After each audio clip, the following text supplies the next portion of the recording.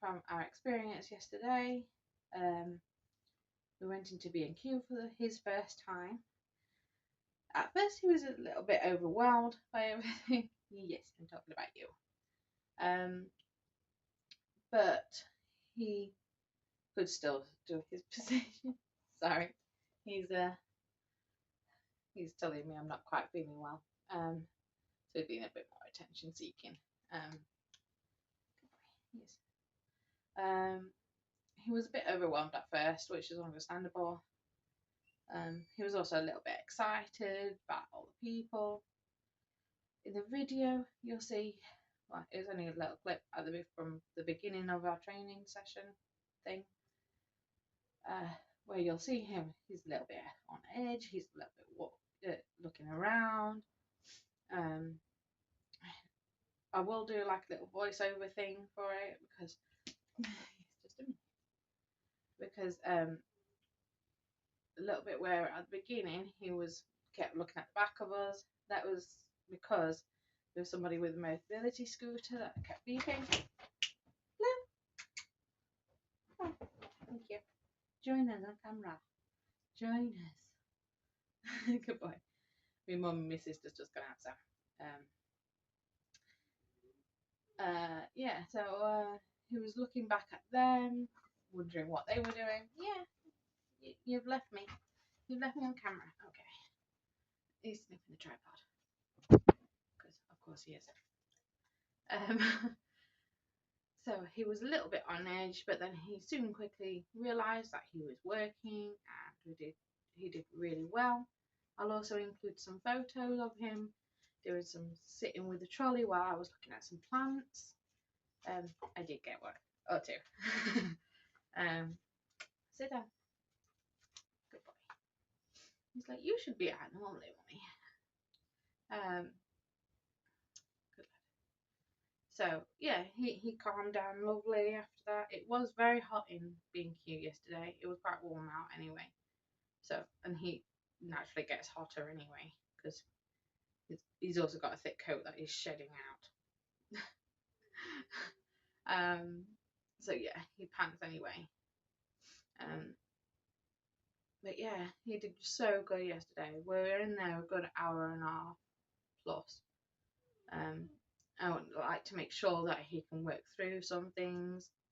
There was lots going on yesterday that I didn't film because my priority is getting him through stuff, letting him think things out, so he'll be more solid in the future.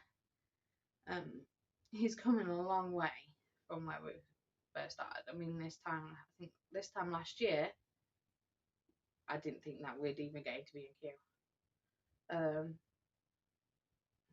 So yeah, he's doing so well. He did some tasking for me yesterday. He did some sighted guide work for me yesterday. He did some blocking yesterday. He did so well yesterday. I was very proud of him.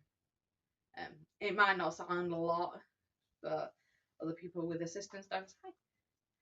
But for him, it's another big step, a big notch in his belt, so to speak. Yeah, so it's coming along really well. So our B&Q is dog friendly. I found a lot of B&Qs are. It just depends on their. He's sniffing the tripod. Yeah, don't be a bugger.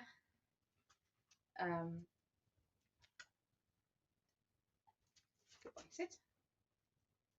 Good boy, good lad. It just depends on the local B&Q. We didn't have no problems. Obviously, with him being an assistant dog in training, we shouldn't have anyway. I'd just explain if we had. I would just explain that he's training to be my assistance dog. Is that alright? Blah blah blah. And yeah, you got to. But yes, I wanted to do this. Well, I didn't really want to do this video because I'm feeling like crap. But I thought this was also good to show the realities of someone with disabilities, hidden disabilities.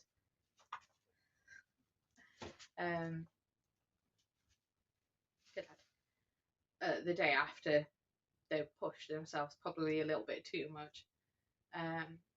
It's very easy for outsiders to think, oh well, you look fine. You did that yesterday. And it's like, yeah, well, today I can barely shift. Putting the tripod on and my phone on the tripod, he alerted to my blood pressure dropping. I needed to sit down quick. He's done that a couple of times today.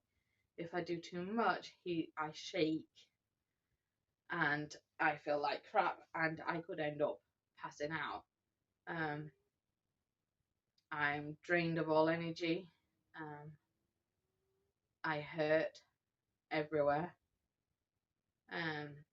My ribs been a bit dodgy lately anyway, but now my hip is, and my back, and obviously I've got no energy. I keep going lightheaded, massively lightheaded.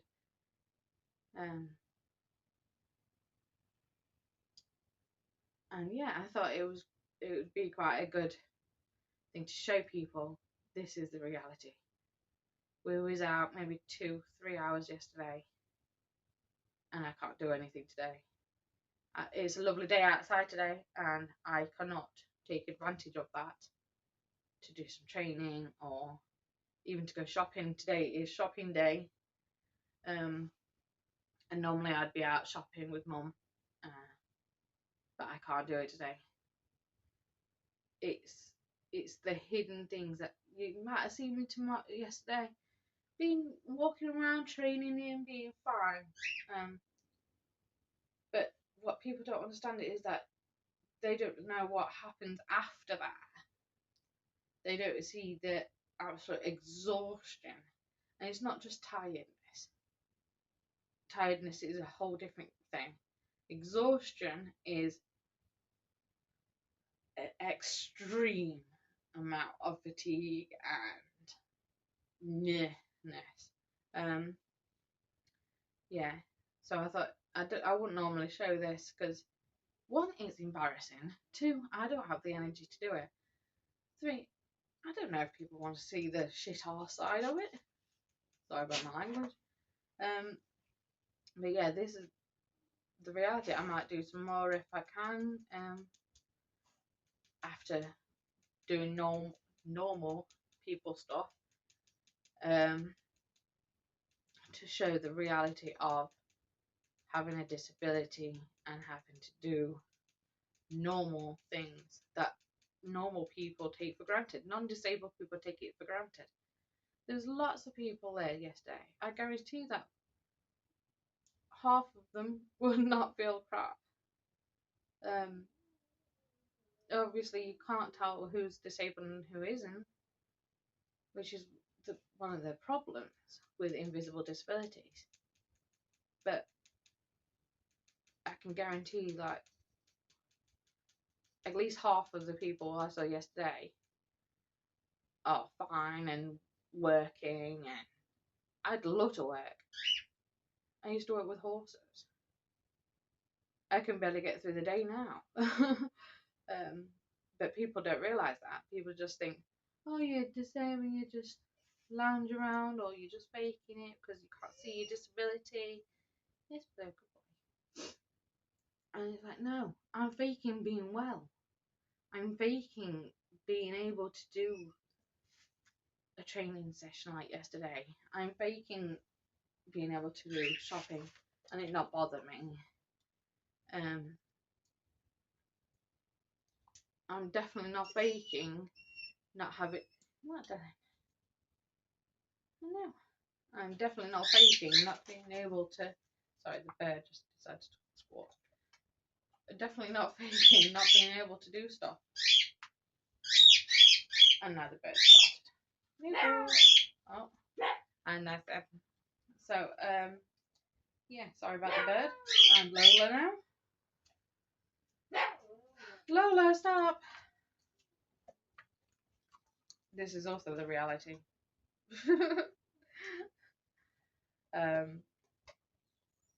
Yeah, people don't see the disabilities, so they just judge. And it's very easy to judge. Very easy to judge. Oh, that person don't have a disability. But you don't know that they don't. You don't know what is going off in their heads. You don't know how it's going to affect them 5 minutes from now. The unknown, unless you know them very personally, you're not going to know that. So I mean, I hide it from a lot of people. Even my mum and my sister didn't know that I felt like crap until I said. So yeah, disabled people hide their disabilities if they can very well, especially people with hidden disabilities. They hide it so well. So what you are seeing is what is either seeping through their ability to mask, or they're just so exhausted they just think, what's the point today? I'm just gonna let my disability shine, if you like. Yes, I know, I'm getting annoying. So yeah, I wasn't going to do a video today because, like I say, setting everything up, talking to the camera, it's hard work. Yes. And I often don't have the energy. That's why I don't film as much as I should, or want to, because it is such hard work. And I just don't have that spare energy. I don't have any spare energy. But people don't see that. People see stuff like yesterday and think, oh yeah, that person's not disabled. Yeah. I can't even get up to get myself a drink. I've got drinks here. I can't do myself something to eat. I'll have to rely on him today even more. Yeah, this is the reality. Welcome. Right, I'll show you the clip of yesterday and a little voiceover and some photos of him doing a sit by a trolley while I was looking at some plants. But he's not connected, but he's in a sit stay. That is very useful. But if you're in an aisle, if you park them at the top, yes, you want to play. He's trying to distract me now. Doesn't actually want to play. He's just trying to distract me. Yeah, from doing this.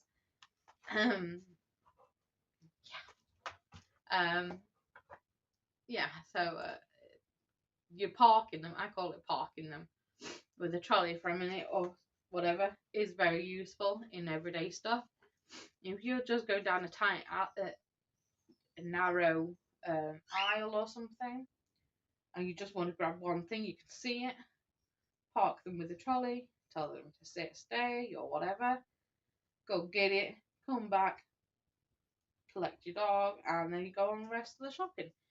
I used it quite a bit with Bandit, so I know it's going to be useful with him. He just sniffed my phone. Good boy. Yes, I know. Mummy's okay. He's like, you're lying. Have my donut. Yeah. His distractions work very well, as you can tell. But yeah, it's very helpful when you're in a tight alley, a tight corner of the shop or anything like that. Or if you think, oh, it might be a bit too busy down there, just park them at the end, out of the way, go and get your stuff, come back. I very rarely do it out of sight. I didn't do it very much with Bandit out of sight. It's also helpful, like in a cafe or something, where you have to get up just to get some utensils or salt or whatever. It's very helpful for that. They sit or they down at your table. Hi. You go and get it, come back, done. It saves you getting them up again to manoeuvre them around, and it saves them getting out of position if they're nice and settled. I tend to like to keep them settled if they are.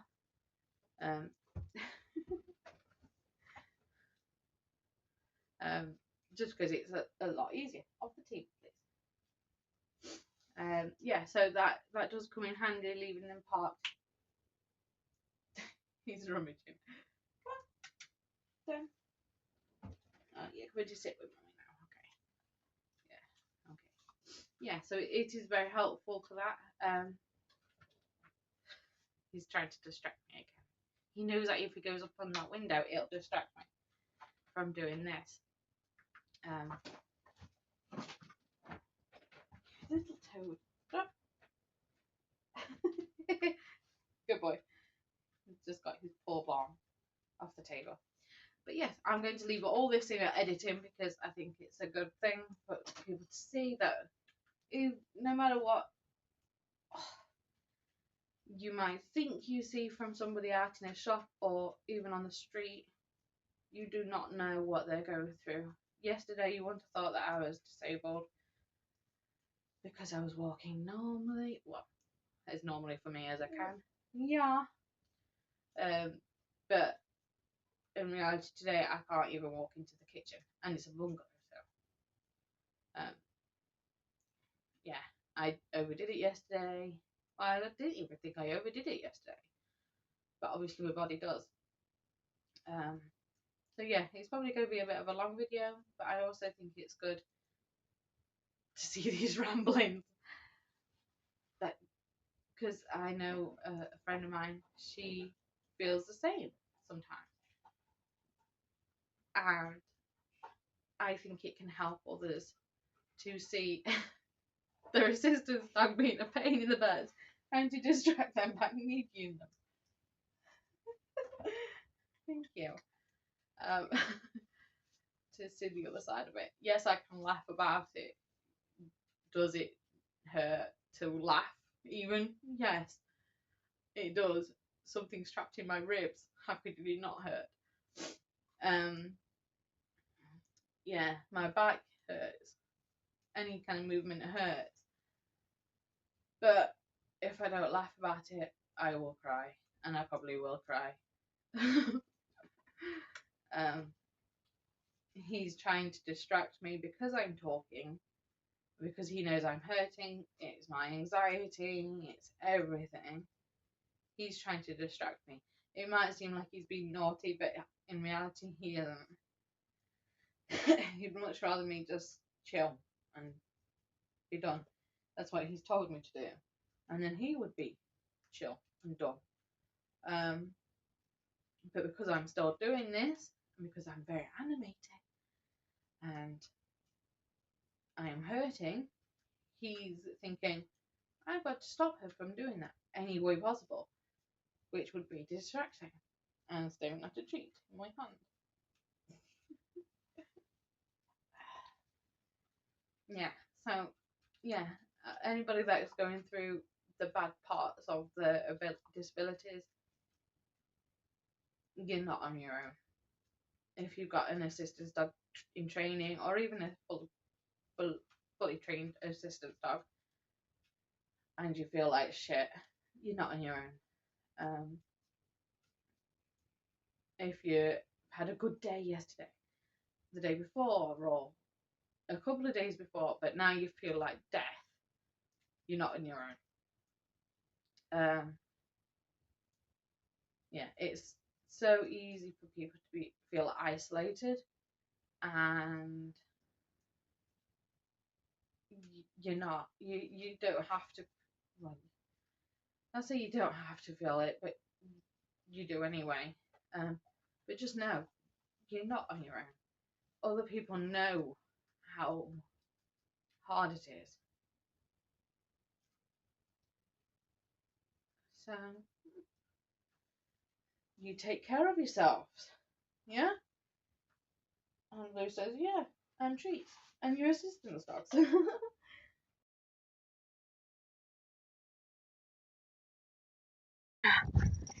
So we're just enjoying our field run today before we do some training. Yeah. Yeah.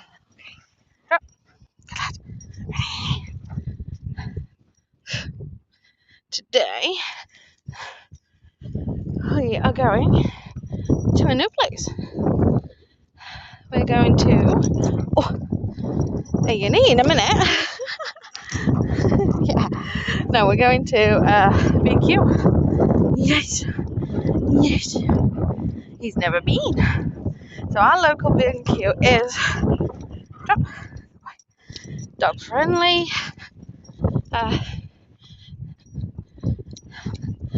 And you find that a lot of B&Qs are. It just depends on. It depends on the individual one. But obviously, because he's an assistance dog in training,